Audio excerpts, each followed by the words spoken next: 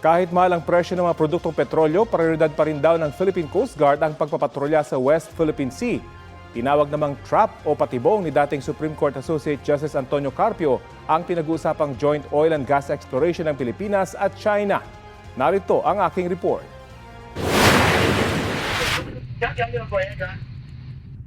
Ang mga radio challenge na ito hindi na raw bago kay retired Associate Justice Antonio Carpio.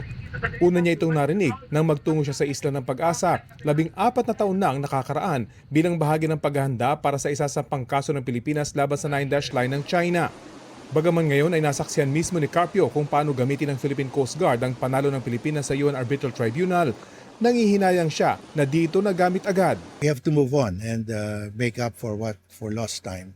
And I think we're in the right track right now. Sa pag-iikot ng PCG Caravan Aircraft sa munisipalidad ng Kalayaan, ipinakita ng Coast Guard kay Justice Carpio kung gaano nakalaki ang iligal na islang itinayo ng China sa Panganiban Reef na nasa loob ng Exclusive Economic Zone ng Pilipinas. Kita rin ang dami ng mga barko ng Chinese Maritime Militia sa Sabina Shoal.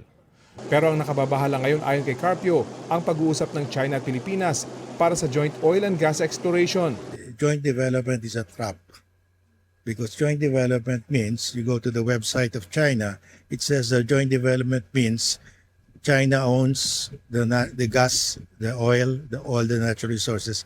China has the sovereign rights. That's from the point of view of China. So why will we accept that? Ang PCG tuloy lang naman daw sa kanilang trabaho.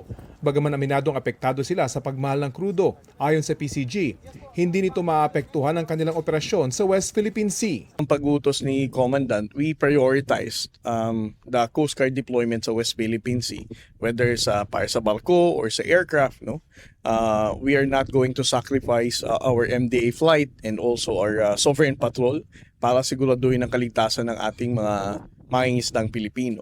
Sa kabila ng walang tigil na harassment, radio challenge at pati na pagpapalipad ng helicopter, tulad ng nakita ng aming mga piloto sa kanilang radar na sumunod dito sa sinasakyan naming eroplano ng PCG.